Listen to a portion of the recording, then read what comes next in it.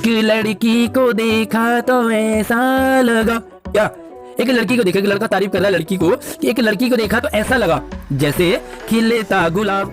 वो लड़की मानो खिलता गुलाब हो, खुशबू आ रही हो लड़की पे, क्या पता है ना, शायद।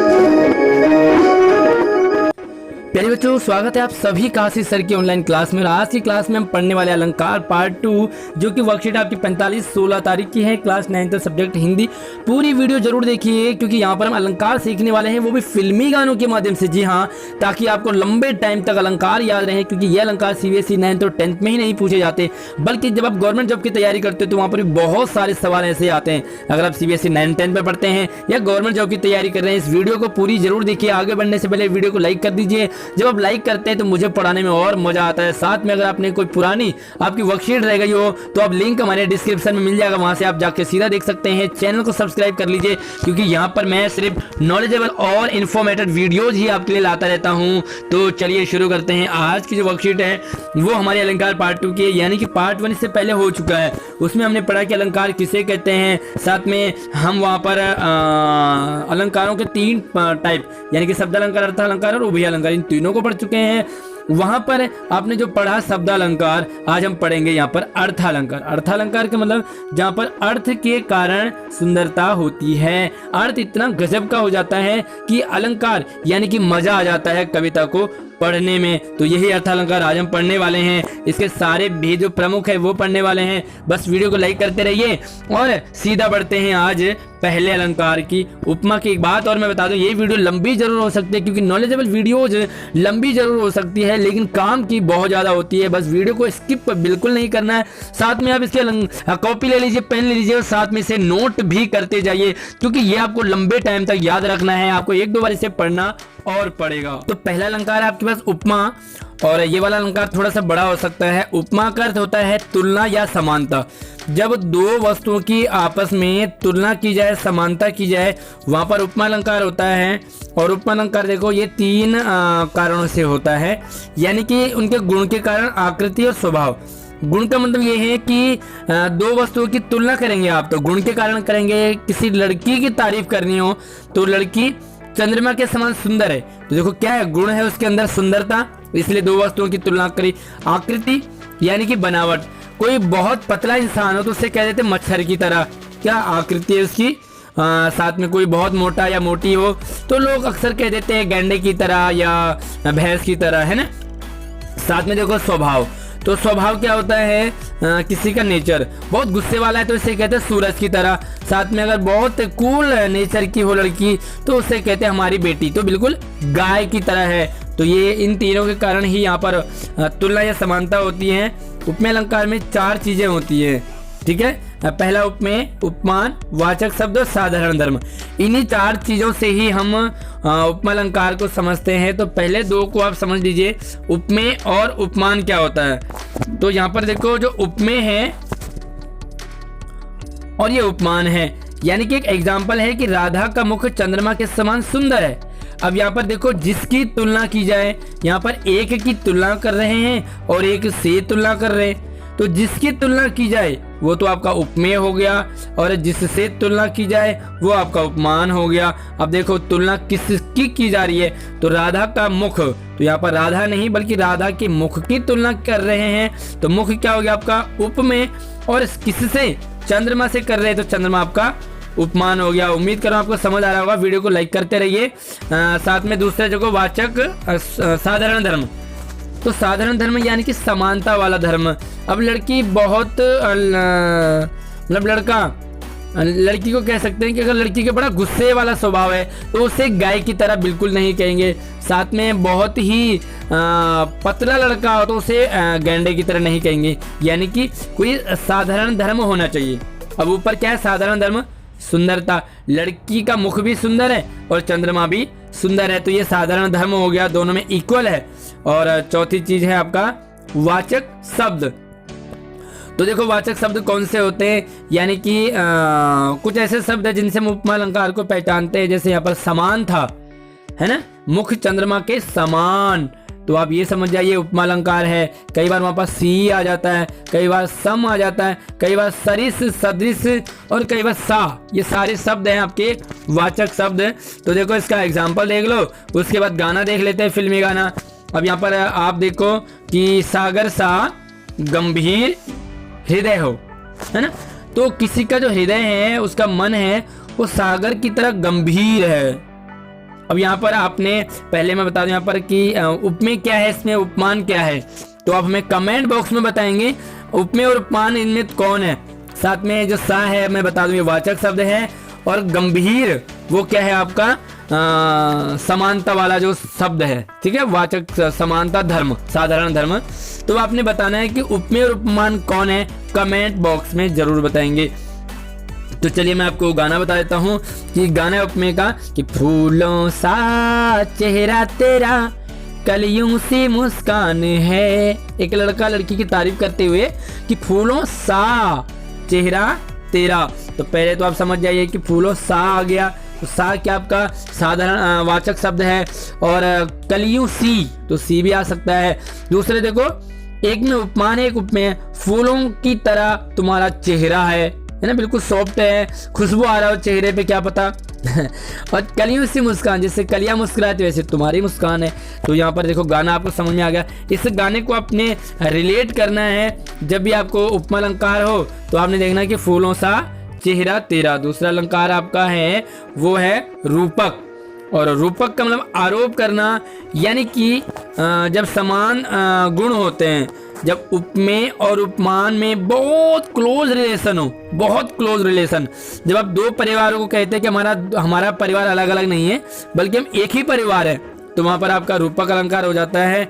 देखो आगे हम बात कर लेते हैं, जैसे आपका कोई चाचा ताऊ है, आपका पड़ोसी है, रामलीला देखते होंगे तो वो राम का रोल कर रहा है, तो आप ये नहीं कहोगे मेरा चाचा है, मेरा ताऊ, आप कहेंगे ये राम है, ठीक है। तो राम ही है, जहाँ पर हमें फीलिंग आती है एक ही परिवार है, दो अलग अलग नहीं है। तो जहाँ पर दो अलग अलग को एक ही कर दिया जाए, एग्जाम्पल देखो कि पायो जी मैंने राम रतन धन पायो, तो यहाँ पर देखो डैश राम रतन, यहाँ पर एक और इसका पहचान है इसकी कि डैश भी इसमें आ जाता है। अब देखो यहाँ पर आप किसी के घर में जो है लड़का हुआ है और वो इतना अच्छा है कि वहाँ पर वो कह देते हैं मुझे राम की तरह लड़का नहीं बल्कि राम ही मिल गया, मुझे राम रतन, राम वाला रत्न मुझे मिल गया है। तो यहाँ पर आप समझ में आ गया होगा आपको कि ये अलंकार आपका कौन सा है, रूपक, जहाँ पर कि उपमेय और उपमान को एक कर दिया जाए। अब इसका फिल्मी गाना देख लो कि चांद मेरा दिल चांदनी हो तुम, क्या गजब, मतलब फिल्मों में भी गाने क्या गजब अलंकार का प्रयोग करते थे कि चांद मेरा दिल है वो चांद है, चांद की तरह नहीं है ना। देखो यहाँ पर देखो दो परिवार नहीं है, हमारा दोनों का परिवार एक ही है। ऊपर देखो मेरे चाचा नहीं है बल्कि वो राम है, तो चांद मेरा दिल वो चांद है और चांदनी तुम हो। तो आप समझ में आ रहा होगा कि दोनों को एक कर दिया जाता है रूपक में। उसके बाद अगला अलंकार आपका उत्प्रेक्षा समझ लीजिए, है ना। तो उत्प्रेक्षा जहाँ पर संभावना, उपमेय और उपमान की संभावना की जाए, यानी कि संदेह हो, आप संभावित मतलब पॉसिबिलिटी लगी आपको, पॉसिबिलिटी कि ये उसकी तरह सी लग रही है। इसका कुछ आपको एक हिंट्स दे देते हैं कि इन लाइनों में उत्प्रेक्षा अलंकार की लाइन में क्या था, मनु जनु मनहु जानो मनहु मानहु मानो निश्चय, ये सारे शब्द वहाँ पर आते हैं।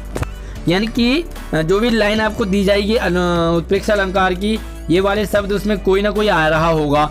चलिए एग्जाम्पल देख लो कि उस वक्त मारे क्रोध के तनु कांपने उनका लगा, मानो हवा के जोर से सोता हुआ सागर जगा। देखो पहली बात है कि मानो आ गया। दूसरा है संभावना, देखो कि उस वक्त जब गुस्सा आता है तो क्रोध के शरीर कांपने लगा, शरीर कांप रहा है, मानो सोता हुआ सागर जग गया, मानो ऐसा लग रहा है जैसे कि सोया हुआ सागर जग गया। अब इसका गाना देखो कि कौन सा गाना, देखो उत्प्रेक्षा या कि एक लड़की को देखा तो ऐसा लगा, क्या एक लड़की को देखा, एक लड़का तारीफ कर रहा है लड़की को, एक लड़की को देखा तो ऐसा लगा जैसे खिलता गुलाब। वो लड़की मानो खिलता गुलाब हो, खुशबू आ रही हो लड़की पे, क्या पता है ना। शायर का ख्वाब, शायर का ख्वाब हो तो आपको लगे कि यहाँ पर उत्प्रेक्षा अलंकार है। तो आपने एक लड़की को देखा, साथ में आप नोट करते जाइए इन सभी चीज़ों को, क्योंकि बाद में आपको ये इंक्लूड करना पड़ेगा, याद करना पड़ेगा, समझना पड़ेगा। तो आप धीरे धीरे पेन उठाइए और नोट भी करते जाइए। अगला अलंकार है आपके पास वो है उपमा हो गया मानवीकरण। तो चलिए मानवीकरण अलंकार पे बढ़ते हैं। ये आपका मानवीकरण है और मानवीकरण को समझो, मानव एक शब्द है यहाँ पर, मानव, मानव मतलब इंसान, इंसान की तरह। चलिए ये समझ में आ गया। जब आपको निर्जीव वस्तुओं की को दिखाया जाए सजीव की तरह, यानी कि कोई निर्जीव है और हम इंसान की तरह बता दें। कपड़े बोलते हैं, भैया कपड़े कहाँ बोलते हैं, फेना ही लेना, है ना। तो यहाँ पर देखो कपड़े बोल रहे हैं, साथ में देखो एशियन पेंट दीवारें बोल उठेंगी। कपिल देव का ऐड आता था, जूते भी सांस लेते हैं, भैया कहाँ जूते सांस लेंगे, है ना। साथ में देखो दीवारों के भी, हाँ। तो और भी आपको एग्जाम्पल याद आ रहे होंगे इस तरह से। तो हमें कमेंट करके आप कमेंट में बता दें ताकि मैं आपके वाले एग्जाम्पल को भी अपने वीडियो में इंक्लूड करूं।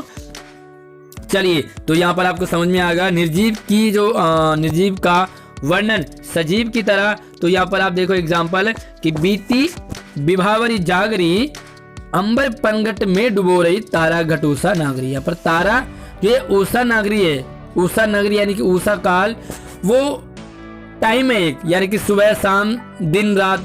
तो देखो ऐसी उषा काल को स्त्री की तरह बताया है, किसी हीरोइन की तरह बताया है, नायिका की तरह। तो हो गया मानवीयकरण। चलिए मैं आपको फिल्मी गाना बता देता हूँ कि तारे हैं बाराती, चांदनी है बारात। थोड़ा आवाज मेरी अच्छी नहीं है, कई बार आ भी जाती है गलती से। तो तारे हैं बाराती, क्लियर हो रहा। जो बाराती हैं वो तारे हैं, बताओ तारे हैं वो बाराती है। तो तारे कैसे बाराती, तारे तो निर्जीव हैं और बाराती सजीव हैं। तो देखो बारातियों को तारे बता दिया। तो यहाँ पर देखो सजीव की तुलना इसी तरह से चांदनी बारात, बारात को चांदनी बता दिया। तो निर्जीव का सजीव की तरह वर्णन यहाँ पर है। अगला अलंकार है आपके पास अतिशयोक्ति। तो चलिए अतिशयोक्ति हम इस पे बात करते हैं। कहाँ गया अतिशयोक्ति अलंकार, यस। तो ये अतिशयोक्ति है, अतिशय जमा उक्ति, यानी कि जब किसी भी बात को बढ़ा चढ़ाकर बोल दिया जाए। उक्ति फेंकू सरदार, आपके गैंग में भी जरूर होंगे ऐसे फेंकू सरदार, बात को इतना लंबा चौड़ा करेंगे, अरे मेरा घर तो, है ना, हमारे पास तो ऐसी चीज है। तो जो बड़े बढ़ा चढ़ा करके अधिक बड़ाई कर दी जाए जहां पर, वहां पर अतिशयोक्ति अलंकार है। आपके पास आपके दोस्तों में कौन है ऐसे जो कि फेंकू सरदार है, उसका नाम कमेंट बॉक्स में जरूर बताएं आप।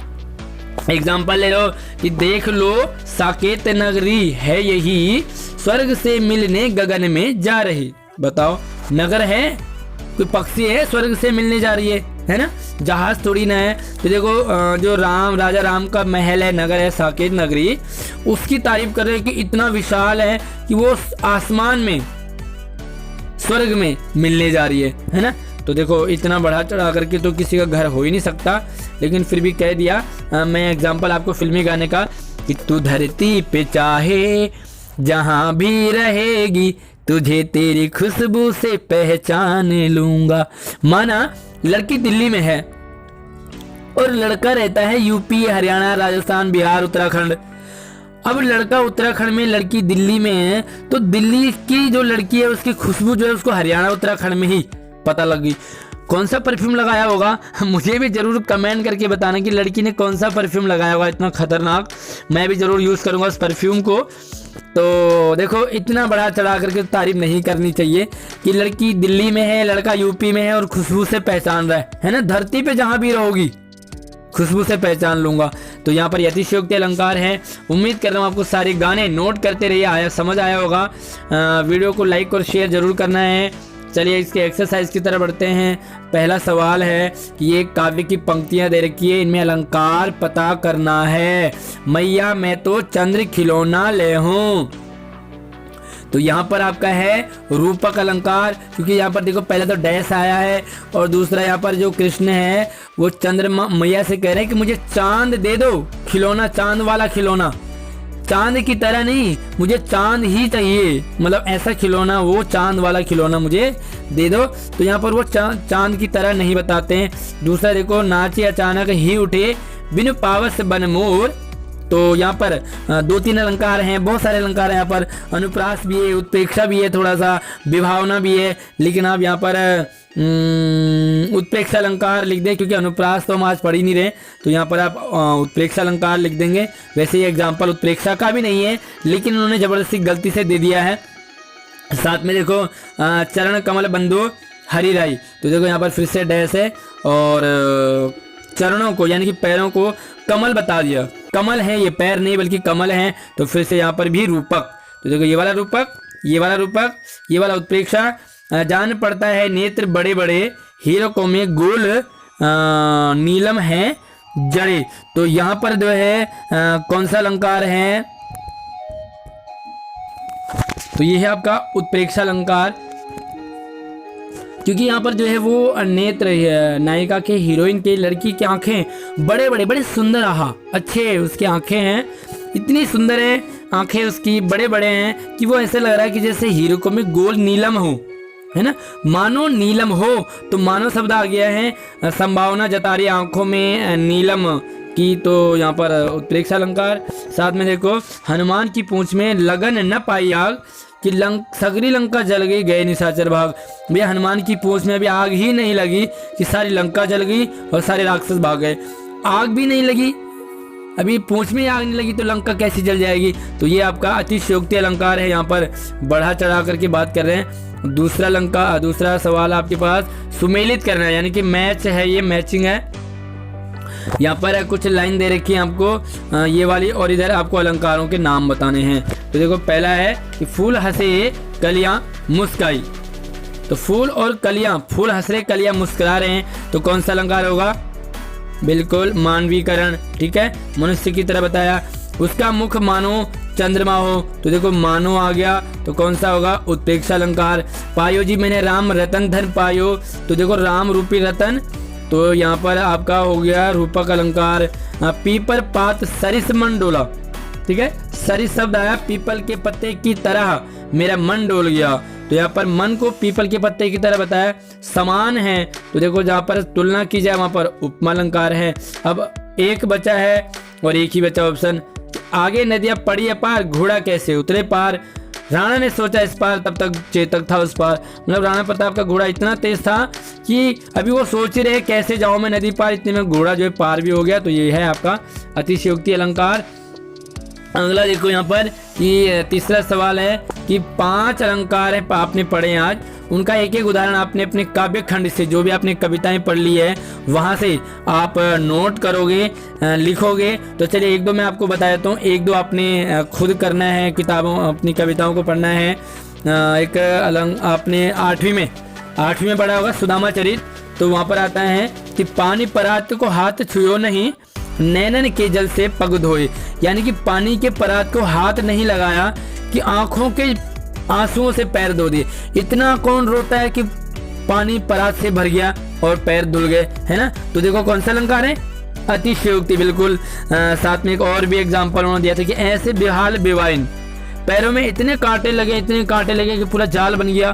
तो जाल वाला, कांटों से जाल वाला पैर कौन लेके चलता है ना। 1-2 कांटे तो लग सकते हैं, 8-10 लग सकते हैं, लेकिन जाल नहीं बन सकता। तो ये दोनों एग्जाम्पल आपके अतिशयोक्ति के हैं। 8वीं की कविता को उठाएंगे, वहां से लिखोगे। मानवीकरण, तो देखो मेघ आए बड़े बन-ठन के सवर के, आप ही की क्लास में एक कविता है मेघ आए बड़े ठन के।